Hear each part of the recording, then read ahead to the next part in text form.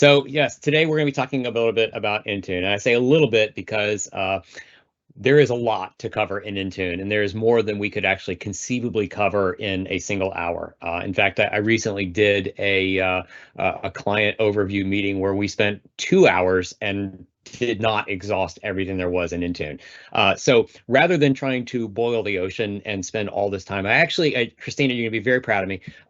I asked Chat GPT, or Bing Chat Enterprise, really, what is Microsoft Intune, rather than trying to write up a whole description of it. And I was actually pretty impressed. Right? It came up pretty much spot on here. It came up with unified endpoint management solution, supports end-to-end device lifecycle management from onboarding to configuration to app management to connectivity and troubleshooting. Integrates with Defender Stack, M365, and supports inbound and outbound telemetry integration with Microsoft and other third-party solutions. And it supports just about every flavor of device and OS on the market today.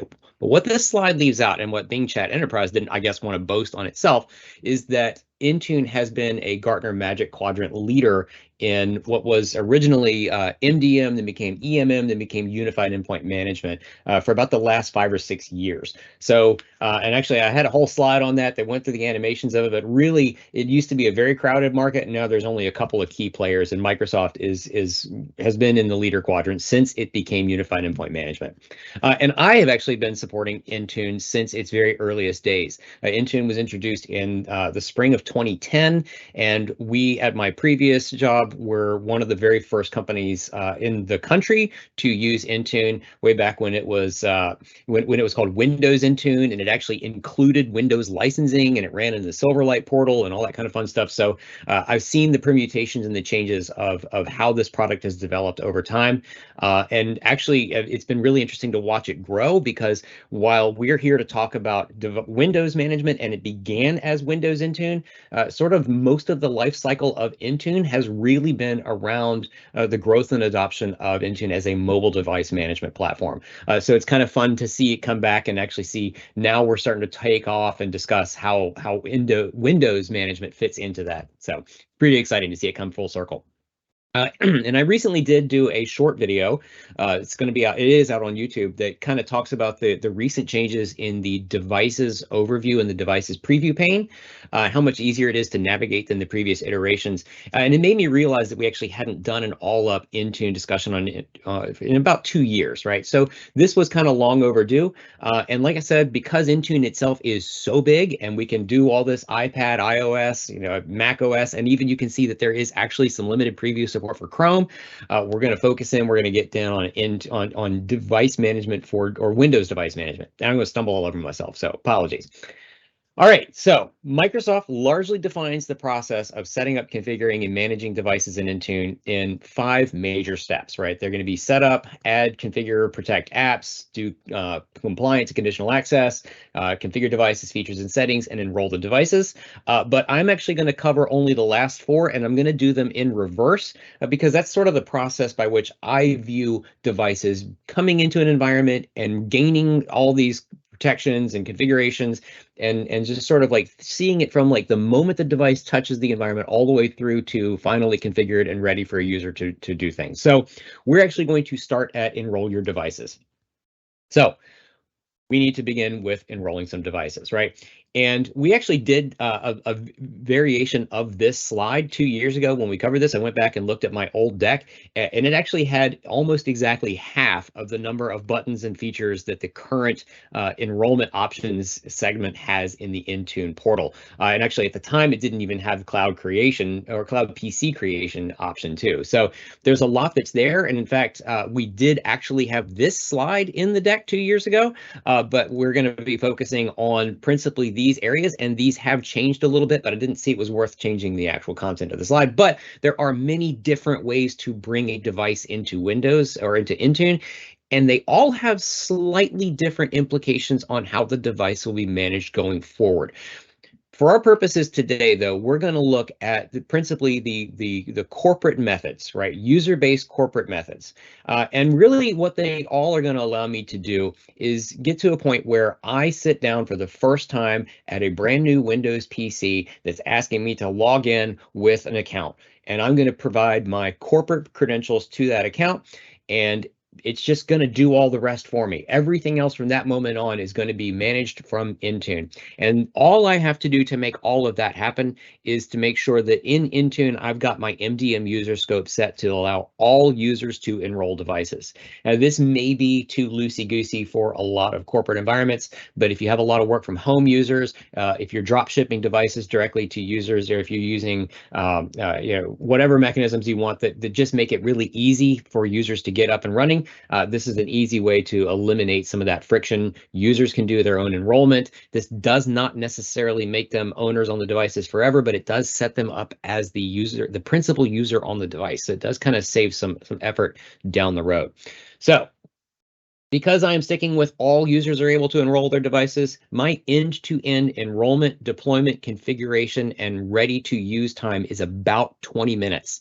And it's been that way for a couple of years. Christina, you may recall that we did a live webinar where we did a Hyper-V virtual machine on my PC from bare metal to fully deployed to user logged into Outlook and everything. And we timed it at 19 minutes and some odd seconds. Yeah. So in 20 minutes, we have a fully deployed, ready to use and operational machine signed into OneDrive, signed into Teams, signed into Outlook, apps all ready to go. So this is really powerful stuff. And we can actually constrain it so that while that user is waiting for that period of time to elapse, we can keep them inside of a protected shell where we can, tell them that we're deploying applications, show them that we are doing some device configuration, configuring the security on the device. And we have a lot of controls around how we can do this. And actually we can target different enrollment status pages to different users in different groups so that we can get users up and running as quickly as we want to. We can actually even allow them to bypass this and just get to a blank screen. But for my money, I like to make sure that when the user hits the desktop, the machine is ready to go. It's fully deployed. It's got all the apps. It's ready to be used. And again, 19 minutes and some odd seconds. Once the machines are enrolled, they're all going to show up in our list of devices. Again, I have constrained my view down to just Windows devices to make my life a little bit easier here. But I already have, by the time this 20 minutes is done, I have a lot of telemetry already collected about this machine. I'm going to have compliance data. I'm going to have OS data. I'm going to have OS versions. I'm going to have ownership information. The user is actually, in my case, setting the device category, which actually frees up and makes the other application deployments available later. But we'll get to that in a bit. But if I get in and want to look at the nitty gritty about one of these devices in particular, and I've had a machine sitting over here for the last couple of days just generating more and more telemetry, as I dig into that device, I have so much information about this device, right? I have a quick actions bar across the top here that allows me to do everything from retire to restart to collecting diagnostics, which I've done on this machine, to rotating the local admin password, which is actually literally using Laps. Laps is live in Intune. We can rename it. We can look at BitLocker information, and you can see down here in the action status that an admin has been trying to work with this user to resolve some sort of an issue. I've got information. I can monitor properties about the device, the hardware, the apps, the configurations. I can get compliance information on it. I can get group membership. Again, I can pull device diagnostics, look at all the managed apps that are on it, and all of that stuff just from this one view. And I can do this for every device in my entire network or in my entire Intune environment. And I can come at this backward, which we're going to do later in the troubleshooting section. So the troubleshooting in Intune is actually really, really super awesome. And we are going to cover that today. So to make all of this stuff happen within that 20-minute enrollment period, we have to set up a lot of stuff, or we can set up a lot of stuff around Windows device configuration. We can do configuration profiles, which are going to be like GPOs to define the way the environment is going to look. We can do endpoint security policies, which are sort of a new hotness in how Microsoft is making templates available to be managed within Intune, but also sent from Defender for endpoints. So we got that integration starting to show up here too. And we can actually also monitor scripts or run and monitor scripts. So we can run PowerShell scripts, and we can also package things called custom remediation scripts that allow you to do a detection and a remediation. So it only applies as necessary across different devices. And you can get reporting on all of these things, which has been a traditional challenge with GPOs and deploying batch files and PowerShell scripts within Active Directory. So let's start our journey here with device configurations. We can define lots and lots and lots of different configuration templates or settings catalogs. We can import custom ADMXs, but all of these things get defined as configuration profiles. Within our Windows 10 and later segments, we have all these different template types that we can deploy, administrative templates, device restrictions, all this kind of stuff too. We can actually do some imported administrative templates, which looks a whole lot like what you were used to seeing in Active Directory environments that were Windows 2008 and later. We have kiosk configurations, so we can actually deploy both single app signboard type kiosks and multi-app kiosks where a user may have to walk up and interact with 2 or 3 applications together. We can do all of this, or we can actually also do the big settings catalog which operates a little bit more like a traditional GPO, where we want to do like one big profile to rule them all. Everything is going to be defined into this one thing. And this was a long-standing request from Active Directory admins who are like, I don't want to support 1,000 configuration profiles because I know with GPOs, that means it takes 25 minutes for the device to log in. I want to do it all in one thing here. And so we can just go through just like we did with GPOs and build out our master settings catalog. And you'll notice here, this is a default settings catalog picked right out of Intune, and I've selected my settings to align to Chrome.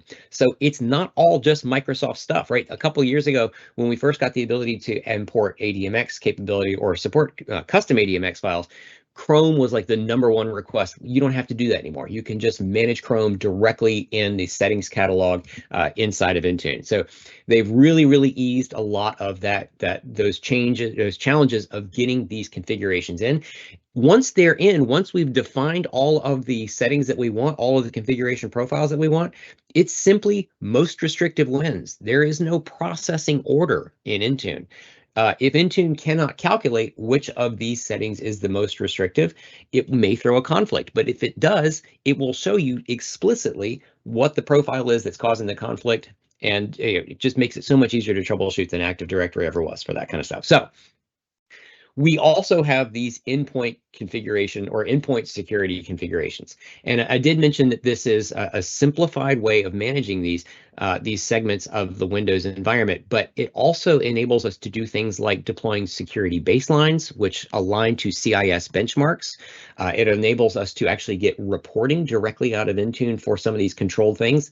And what it also then allows us to do is assign security requirements from Defender for Endpoint and consume them through Intune. So actually, we now have the ability to apply some security settings all the way through to Windows servers, which is kind of a wild idea because since the dawn of Intune in 2010, Microsoft beat a consistent drum that you will never run Intune on servers, but we are starting to see those barriers break down as a result of these new endpoint security mechanisms.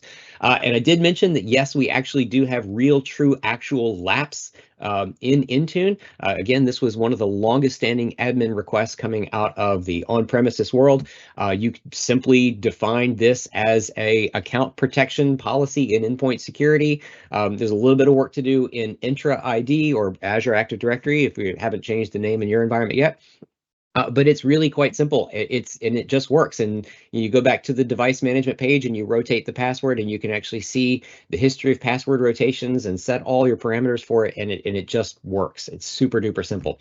And again, I mentioned these security baselines, and these are what are aligned to CIS benchmarks. So that kind of idea of going back to saying, well, I'm going to do a big settings catalog and I'm going to choose all of my favorite settings, and Windows will just have all of these great options for it. Well, you can do that manually, or you can actually just turn on one of these security baselines. And since Microsoft writes most of the content that's in the CIS benchmarks, it's very simple for them to simply publish these benchmarks. And then when those benchmarks change, they can update the baseline. The baseline will then notify you that there are pending changes, and you can decide whether or not you want to accept those changes. And then just like you did with configuration profiles, if there's a conflict, you'll be notified as to which setting is causing the conflict and be much more easily able to resolve those conflicts. So from packaging from logging into the machine and getting all of my configuration profiles is super duper simple, right? I can control just about anything in the Windows environment almost Actually, no, I think I can do now more than I could do with GPO. It used to be a 95% feature parity between on-premises and Intune, but GPOs run into the limitation of if the device is on a protected Wi-Fi network, the device does not actually authenticate itself prior to the user logging in, which means every user login is a cached login, which means the device is not able to process startup GPOs, which means you can't do things like deploying software through GPO. You can't do things that require a startup policy. They just don't work. So Intune doesn't have any of those restrictions. Simply if the device is connected to the internet at all, we can consume all of these security configurations and device configuration. And we've had all sorts of exciting arguments and battles over the years about, doing things like making sure the machine doesn't shut off when a salesperson closes the lid to walk into a meeting. We can constrain all of that, and we can set it differently based on your user group so that when you shut the lid and you think that is you shutting down for the day, that can be what we cause to happen for you, right? So we can target things, we can control it, we can configure them, we can do it however we want to, as granularly as we want to. But we also have to manage updates. And Intune actually has the Windows Update for Business service built into it. And this allows us to manage deployment rings for our updates, whether they're versions of Windows. So whether we want it to be Windows 11 22H2, or we want to support Windows 10 on 22H2, or whatever the version is that we want to. So we can do our feature updates there. We can constrain things. We can actually use Windows Update for Business to forcibly update devices from Windows 10 to Windows 11 simply by changing the enrollment group or changing the feature group. We can manage update rings so that we can do things like dev, test, and prod for our updates in our environments, so that we can manage and set that only those tech tolerant users are going to be in the dev or the test group, so we can make sure that our apps work as expected after a patch goes through. And then we can manage driver updates. And this has been just introduced in the last year or so. And this is a major area for where attacks are still happening and becoming a bigger issue around the world, is drivers and firmware. I heard it described at a conference earlier this year that firmware is just software that's more inconvenient to update. We actually now have all of that in Intune, but we also have Autopatch in Intune, which actually leverages AI to predetermine small, medium, and large rings of software deployments to make sure that users get updates, and then those devices are monitored. And then as those updates work and work well, we can scale those deployments out and make sure that we're not bringing down our workforce or causing slowdowns or any of that sort of stuff. And Windows Autopatch also includes updates for the Microsoft 365 apps, for Teams, and for Edge. So we get more than just Windows by adding our devices into Autopatch.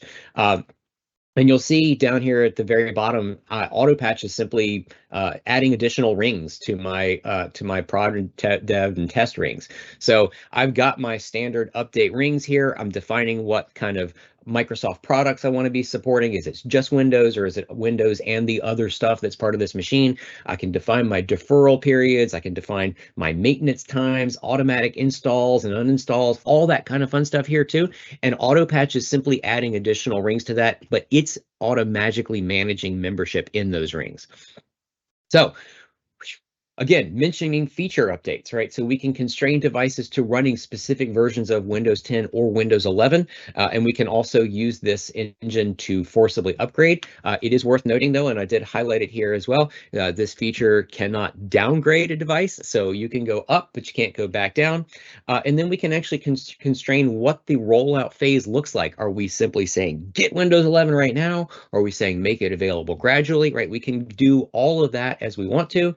And then we can also, as I mentioned, manage our driver updates. And you can set up multiple different rings and device types and constrain this to different device categories or manufacturers, so that if you have a whole bunch of Dell machines and they're a little less tolerant than your HP machines or whatever, I'm not throwing Dell under the bus, you can set those rings up and actually make it so that devices get their drivers. And actually the way that they get their drivers is the devices themselves report in And this is all consumed as part of inventorying and threat and vulnerability management, and all that kind of fun stuff is reporting in what are the drivers that are detected on these devices across the network, and what do I as an administrator need to do to approve these being deployed.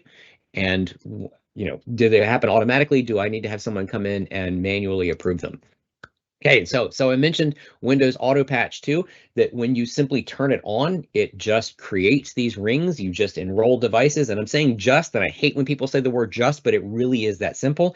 However, you can make it more complicated. You can go in and tweak the dials and buttons on here, and so you can actually define which types of devices are going to be eligible to be part of your deployment ring. So if you already have a laboratory set up for test devices, you're not going to have Autopatch come in and just slap over it and say, well, 10 machines in your finance department are now magically your deployment ring or your test ring.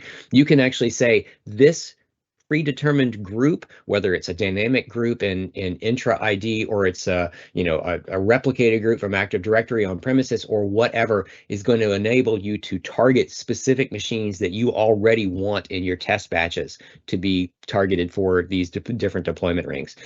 So we can get in and make it super granular if we want to. We can go in and define what the cadence looks like for deploying applications. But in general, there's really not a reason to do this. This is simply stuff that you can do if you want to add complexity, but Autopatch by itself, I have been absolutely blown away by how quickly it picks up and just brings my machines up to speed.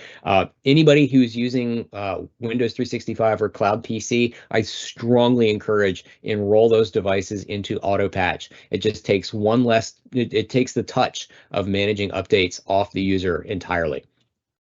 All right, so we've done our Windows configuration, we've done our patches, we've got our systems are ready and they're up to date. We now need to be able to deploy and protect and remove apps. And we also would be really super cool if we could set these devices up to do self-service app deployments and reinstalls. And reinstalls is really cool too, because when a user calls to complain that the app isn't working as expected, one of the things we typically tell them to do is to reinstall it, where we can actually just have the user trigger that for themselves.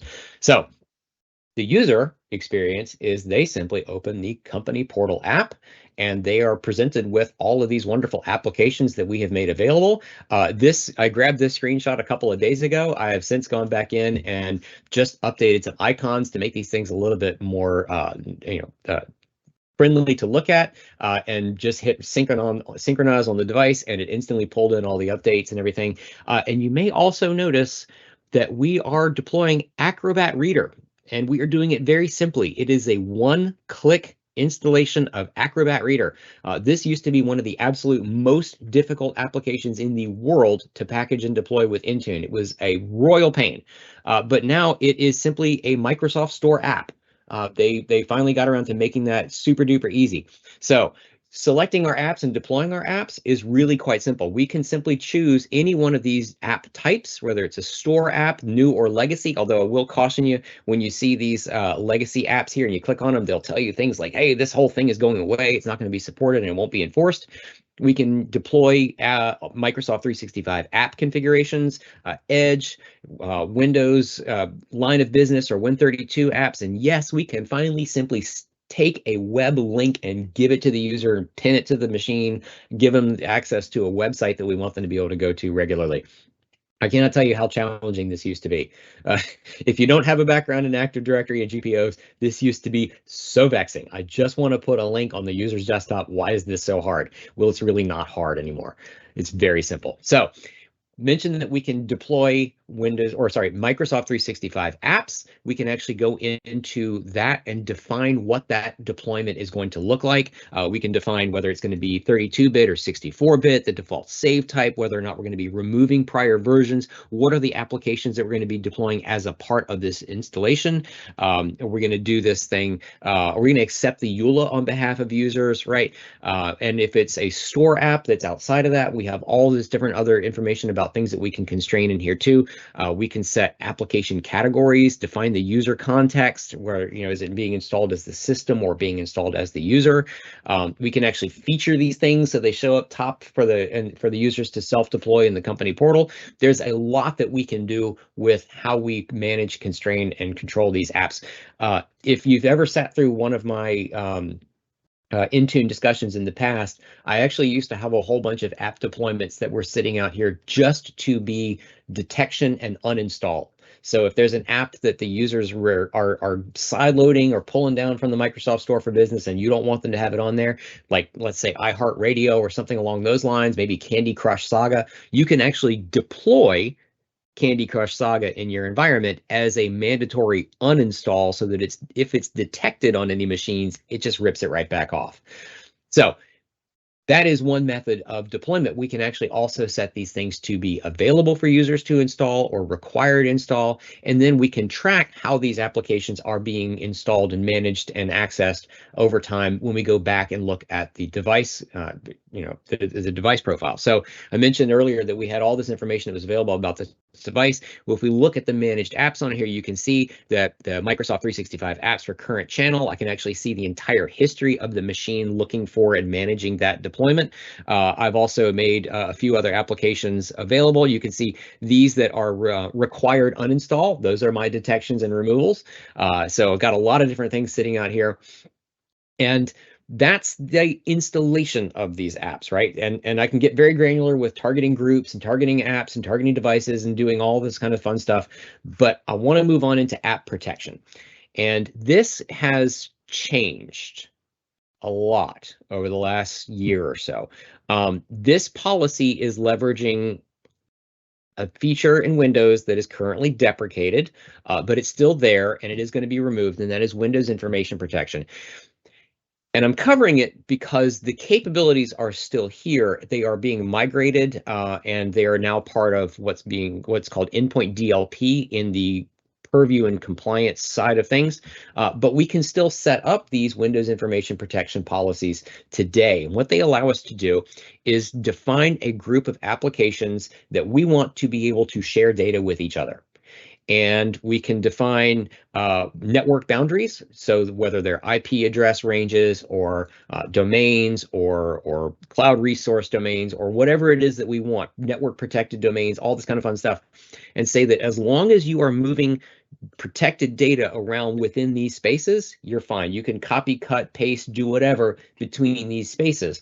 When you come out of those, when you try to say, put this content into some third-party drawing application, it's going to block you. When you try to put it into a website that is not part of Box or the O365 services, it's going to block you. So the real world scenario here is you've got Chrome open on one side and Edge open on the other, and you copy the contents of an email into your Gmail.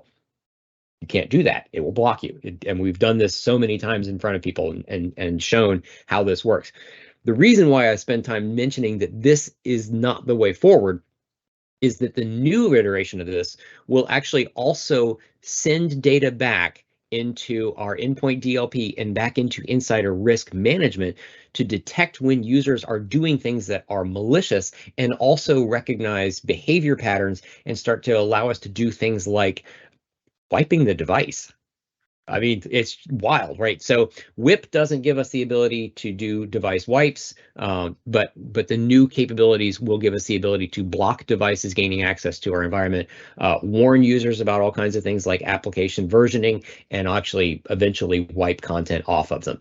So there's a lot that we can do with device protection or sorry, app protection policies too, even once the users have gotten the app onto the devices. Then we also have the policy service for Office, or Office Configuration Policy Service, which used to be an on-premises resource, and then briefly had its own separate management space at config.office.com, now lives inside of Intune. This is an area where I see almost zero adoption and have seen almost zero adoption over the years. But if we went back and looked at some of our GPOs that defined the Office environment, or if we ever set up an Office Configuration Policy Service, now we can do all of those things here. So if there's a reason why you need to override the disabling of macros, you can do that here. Interestingly, this service, while I've almost never seen it used for doing policies, this is where you had to enable Loop when Loop went into preview earlier this year. So kind of an interesting way that Microsoft said, hey, we're going to make you become aware of the Office configuration policies. Again, I don't see a lot of folks using these, but there are 2,214 different settings that you can constrain across all of the different Office apps, whether they are for security or for accessibility. And absolutely, you can dig into this and make life very interesting. And you can actually apply these to devices that aren't even signed in to your environment. So when a user comes in, we can actually assign these to their Office experience in the web for personal devices. So really cool. Everybody skips over it, but it is there, and it's worth checking out. So we've got our device configured. We've got our apps defined. We want to define what looks like a compliant device so that we can decide whether or not we want to allow these devices to gain access to our resources with these configurations in these applications. Microsoft Intune allows us to define compliance policies for our devices. You can see that we can do that again across multiple different device categories here. We can also define notifications such that if a device is not compliant, what do we want to do about it? We can forcibly retire non-compliant devices after a period of time, and we can set up different compliance settings too, and actually manage scripts here so that if a device isn't compliant, we can actually have some other options on how to bring it back into compliance. When we dig into any one of these particular profiles here, or sorry, policies, we're actually going to be able to see how our devices are stacking up over time, and then define what all of the settings need to be for this. Do we need to have BitLocker for this device to be marked as compliant, right? If this device is not compliant, we're going to mark it non-compliant after 7 days. We're going to send an email to the user. We can actually also set that another email will go to somebody else too for additional tracking. And then we can actually set up all these different notification types, right? What is the email going to say? Well, we can constrain and control all of that information. And then we can programmatically add the device to a retire list after a period of time. And then that will fall into the retirement queue to be processed. I actually think I have a machine that just went through that last night, but I haven't had a chance to check it yet today.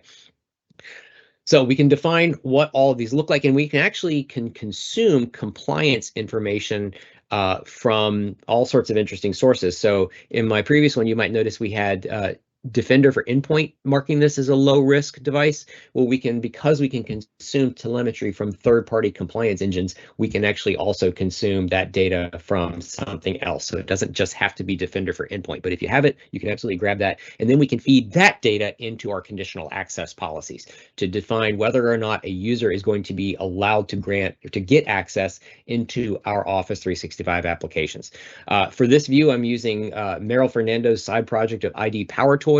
It's a great way to get mapping of your existing conditional access policies. But what I've done here is I have two separate compliance policies or conditional access policies assessing compliance. The first one uses the preferred method of grant access to compliant devices. So it's looking at whether or not the device is compliant and granting access if it is. And this is an interesting way to think about things because we might think of it as admins and say, no, I want to block access from a non-compliant device.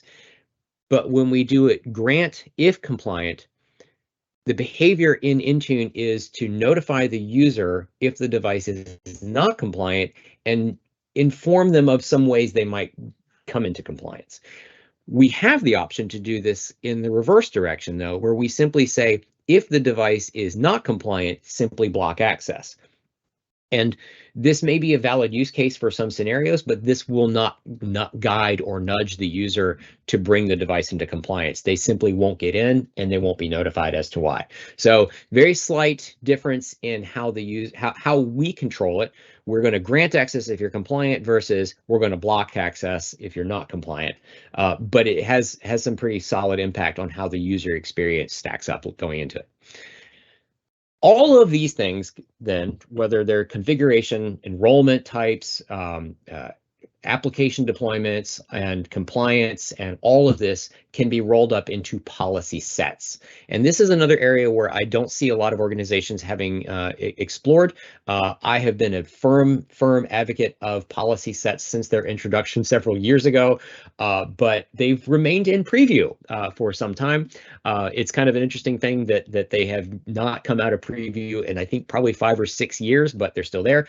Typically, what that means is that Microsoft hasn't been able to reach global compliance requirements for a configuration. Doesn't always mean that, but it usually means that somewhere there's just something that doesn't meet some particular, like FedRAMP moderate is typically where things have to go to be able to come into general availability. But policy sets, like I said, you can deploy apps, configuration protection, device configuration protection, device compliance, autopilot deployments, right? Enrollment status pages, all into one thing. And what that allows me to do is define things like a standard image. Because if you go back and look at my list of 49 different configuration profiles, it doesn't really tell you, looking at that list, what's defined and assigned to whom or where, and it doesn't correlate that to the apps that I have assigned or deployed to whom or to where. So what I like to do is I like to come in and define my SynDemo standard image. And in that standard image, I have a lot of things going on. I'm defining the deployment of Chrome, the Microsoft 365 apps. I'm specifying some things about when my maintenance windows are, a background image for the machine, so my users get a consistent experience, right? I'm defining a time zone because all my users are on the East Coast. I'm setting a required baseline compliance policy for this, and I'm setting that these devices will all hit this standardized enrollment status page. And then I can define exactly what my groups are that are going to get it, and exclusions within those groups too. So in this case, I set all of my non-Windows 365 devices to get this. Doesn't really do them a lot of good to be constrained to an enrollment status page because they might have slightly different requirements. And on those machines, I'm pre-baking the Microsoft 365 apps into it. So again, I've got some overlaps and ways I don't want to manage things. And this allows me to get as granular as I want to with my devices. And what's neat is if I am assigning configurations, apps, protections, all that stuff through a policy set, if I go back and look at any one of those objects, it's going to show me what things are assigning that, how it's being deployed. Is it being deployed directly to a group? Is it being excluded from a group? Is it being assigned from a policy set? All of that kind of fun stuff. And we can actually stack these up. So if I have a machine where the user over time has started to do things that I don't want them to do, I want them to be programmatically picked up and added to a restricted users group, that can overlay that policy set on top of the standard issue policy set so that I can actually get additional sets of controls without having to go through and onesie twosie add things. So it's very, very powerful. And again, we can actually also do kiosk deployments right out of here. So I may have 3 or 4 apps. I may have 3 or 4 profiles. I may have 3 or 4 compliance settings. I don't have to try to remember what's applied to everywhere. I just assign it a policy set and I'm good to go. All of that brings us to the need to be able to do some reporting on our devices, our configurations, all of that kind of fun stuff. And Intune actually has a whole separate section just around reporting. And some things that used to live in reporting seem to have come out, and some things that didn't live in reporting have come in. There's a lot of information here around all of the areas that we've already touched on: compliance, configuration. We can actually look at group policy analytics and assess what group policies from our Active Directory are supported in Intune, are no longer supported because they're coming from, say, a Windows 2008 R2 or a 2012 R2 kind of environment, and they're just not valid settings in the cloud, or are going to require some sort of reconfiguration. All of that stuff comes in through the group policy analytics, and will tell you exactly what you need to do to convert your GPOs into Intune profiles. We can get information about Windows updates, firewall status, Defender antivirus, and actually we're going to dig into endpoint analytics as well in just a minute, and also look at how Autopatch is performing. So we have all this great information. If we look at our device compliance areas, we have our summary, and then within our reports, we have wonderful like trend analyses and all this kind of fun stuff too. So you can actually see like how devices are moving in over time. Antivirus, let me get back through here. This was one of the blind spots that we used to suffer with in Intune from like 2014 through about 2020. We just didn't have reporting from this. We had to actually go to Defender for Endpoint and ask it what was the status of an antivirus environment. But now this actually, there's a scroll bar that was like 3 times as wide as my screen, but you can have all these wonderful columns reporting all their information in here. When was your last scan? What was its result? That's now all natively supported right here within Intune. We can also get encryption reports and actually go back and look at the device. You might have noticed there was BitLocker, and I can do my key rotations right there out of the device. So all of this is without touching the device. And then we also have endpoint analytics. And endpoint analytics contains a lot of information around baseline analysis and how our machines are compared against the world, or we can actually define our own baselines. In this case, I've got one called How Are We Doing? And I've set certain minimum metrics for how I expect machines to perform in my environment. And it looks like I've got some challenges with some of my devices in my environment. I've got startup challenges. And if I want to dig into looking and seeing what's going on there too, I can see exactly what's going on with the startup performance of my devices. I can see that I've got some challenges with my core sign-in time over some of my machines. And I'm going to get insights and recommendations around, devices with slow sign-ins and significant delays in startup. And that's actually going to take me down and looking at specific processes and applications that may be slowing my environments down. So when the user calls to say, hey, this machine is garbage, I can actually look at it and intelligently say, well, it's not the machine, it's actually this busted app. Why don't we take that off and see if that makes things better? So we get a lot of really great information that's in here. And we can actually break this down too over specific devices and models and all kinds of fun stuff. So if it's like, well, we've had scenarios where a customer said, it turned out it was all of my, I'm going to pick on Dell again, my XP1s, right? So it turned out it was that, and it was a firmware update that caused some challenge to startup. We can track all that and actually get intelligent reporting on it. All right, well, that actually makes a great segue then to talking about how we do some of that troubleshooting and support. And I will tell you, Intune's troubleshooting is actually useful with user experience and endpoint analytics built in. And there's actually some really cool capabilities around guided scenarios. And I think I actually took out the slide on GPO versus Intune policies, but I'm happy to talk about it. So if we dig into the troubleshooting section of Intune, which if you've never clicked on it, you're doing yourself a disservice. It's really real. In this case, we simply type in a username. It will automatically show us the devices that are available to that user, all of the policies, all of the compliance, all the applications, protections, and everything that apply to that user. And we can click through and look at all of this information and get lots of fantastic information, including I can actually go back up the chain here because I can get to this in different ways and get the endpoint analytics information for that user's specific device. If it's a physical device, if I went back and looked at his cloud PC, I'd actually get some other information about how frequently that device is being used, all kinds of information about, the work from anywhere. So like how is this guy able to connect to the device to work from it? Get all sorts of amazing information here about, everything that's going on with this thing. It's fantastic. I actually even pulled a device diagnostics report on this machine, which gave me a massive package of information in a zip file so I could go and do my own analytics offline, assess what's going on with that particular user's machine, and then make intelligent decisions around what to do going forward. It's super duper cool. There's another area under troubleshooting and support, though, called guided scenarios. And this is actually really interesting, too. We can do things like deploy Windows 10 and later in cloud configuration. And, I might look at this and say, I'm a seasoned admin. I don't really need to go through this. But if you haven't done it, it's actually a really neat shortcut way to do a lot of the work that you're going to be doing anyway, just constrained to a specific group or even as wide as you want to go.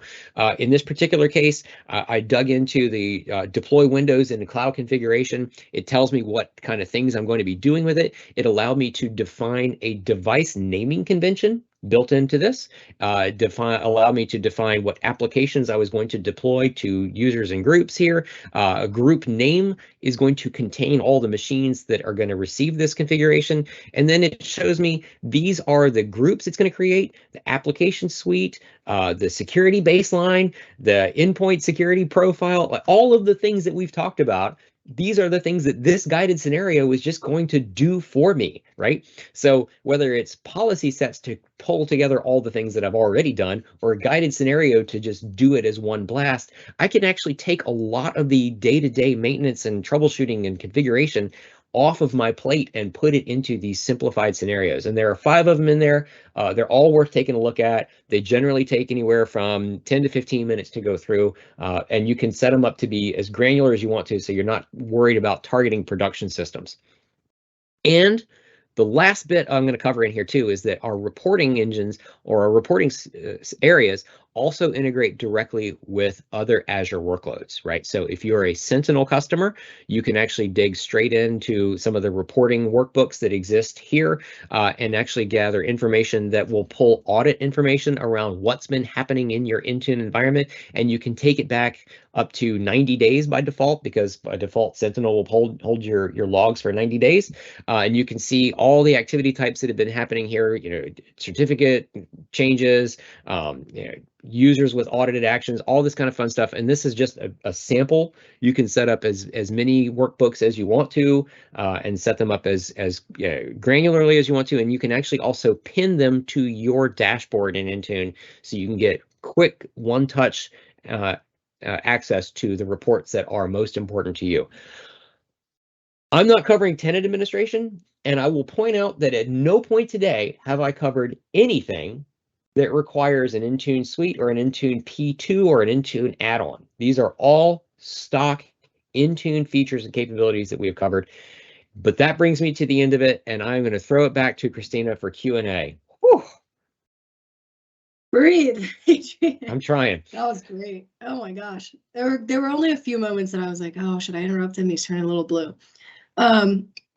Yeah, so I do have a couple great questions for you. And while I'm reading these, if anyone else has any, please feel free to drop them into the chat. But with that, let's see. First question. We have a lot of GPOs defined in our Active Directory. How does Intune work with GPOs for device configuration? I did say I was going to cover it, and I took it out of my deck, and I apologize. Yes, so actually, that was a behavior change a couple of 3 or 4 years ago. Microsoft actually made a change to determining which environment wins between GPO and Intune. No current supported versions of Windows 10 or 11 lack the setting, but it is a setting that you have to choose and deploy to determine which one is going to actually win. Actually, I had it in here, so let me see if I have my deck is open here. I will pull that in here. Hold on, and let me brain. Here we go. Yes, here we go. Here's the actual deck. So if you can see that, which wins, or there's actually an MDM wins over GP option that's defined in policy. You can set it up. When they built this, it was actually a custom OMA URI script. I didn't even cover doing those, but there's actually the ability to constrain that. It's Windows 10 1709 or earlier will override. GPO will always win. 1803 and later, you just configure the CSP setting and determine which one you want to win. Got it. Okay, let's see. Can Intune perform a bare metal deployment? So sort of. This is what the sticking point that ConfigMan people always go back to is that I can take a machine out of the box and pixie boot it and receive a full image. We don't really do that. Part of why we don't do that is that requires you to constantly unpack that image, update the image, repack the image, and put it somewhere out on the network. The way that we're doing our app deployments and our configurations is the machine can really just be a basic load of Windows, get to the internet and get everything. And it's all evergreen too, right? Because my Microsoft Store apps will automatically update themselves. And Autopatch will take care of updating some of the other applications. And we can set our update cadences, through lots of different mechanisms. So we don't really do the golden image concept in Intune. Actually, kind of interestingly, Cloud PC or Windows 365 does allow you to do a golden image, but I find it's actually a lot more flexible to simply do a baseline image of Windows 11 with nothing on it and get my applications, because I'm not pulling them from file share, I'm pulling them from the cloud. And it really is 20 minutes end to end. User is up and operational, and I'm not saying that, Christina, you saw it, right? You I actually already dropped the link to the webinar in the chat after you said it in the Q&A. Awesome. We weren't kidding, it literally is less than 20 minutes. Yeah. Okay, next question. Microsoft has told me when my policies don't work to recreate them and won't help troubleshoot them. Any idea why? So I've heard that actually. Yeah, I have heard that, and the first time I heard it, I was like, that's an interesting stance. But it turns out that so the things that we did as configuration profiles for the last 7 or 8 years, some of those things have been migrating to what they're calling the simplified management and endpoint security. So I showed you we could do antivirus and firewall and BitLocker and Laps and all those kind of fun things. What those do by being moved into this simplified mechanism is they actually check into a different service. It's called Microsoft Sense, and there's been a smattering of publication around it. But what's really happening is that these policies use basically it's a new ingress mechanism, but there's nothing to show you that the old policies don't use that mechanism. So as your machines kind of go forward and as your policies start to run into challenges, they're going to programmatically move these policies over time, the ones that you haven't already migrated, into this Microsoft Sense targeting mechanism, but they're not there yet. So what they're saying is if your policies that aren't targeting that, if they're targeting MDM managed or MDM something else, MDM joined or something like that, if you have these policies and they stop working, if you just recreate it, well, it automatically targets the Microsoft Sense, but they're not telling you that, and they're not telling customers that. So they're kind of, the explanation is a little bit weak, but that's what's actually happening is the new policies by default are picking up that new ingestion front door of the Microsoft Sense mechanism. Not well documented, but that's what's going on. And yeah, it is. If you have a problem with a policy, they are telling you just replace it, turn off the old one, delete the old one, and it'll just keep working. And it does work. Okay. Okay. So, how do you recommend assigning all of these policies and configurations? With hundreds or thousands of devices to manage, adding them individually to policies won't scale to most companies' needs. That's a good point. Yeah, so I started down that path a few years ago when I got really excited about policy sets because they do make it easier to see what's assigned to what. But even underpinning all of those policy sets, they're being assigned to groups that are coming out of Entra. And the guidance has changed on that a little bit over the years, largely because we weren't originally able to do dynamic device groups. This is the golden ticket, right? Dynamic device groups allow us in Entra to take a bunch of machines that share some attribute value, whether it's, corporate management or personal management, whether it's the first few characters of a name, or it's, department that it belongs to, or whatever the attribute is. Maybe it's a Surface device, maybe it's a Dell device, maybe it's whatever. And we can group those devices together and target them or push them at our configurations, our compliance, our policy scripts, our app deployments. So the way that I like to do things is I like to actually manage my device groups in Entra, dynamic when possible. It doesn't always work out. Sometimes they do need to be static device groups, but I like to feed those device groups into Intune and manage the targeting through those groups. And that becomes very scalable. And again, the dynamic group element makes it hyper scalable. Okay. And then this is the last question I have, but again, if anyone has any more, please feel free to drop them in the chat.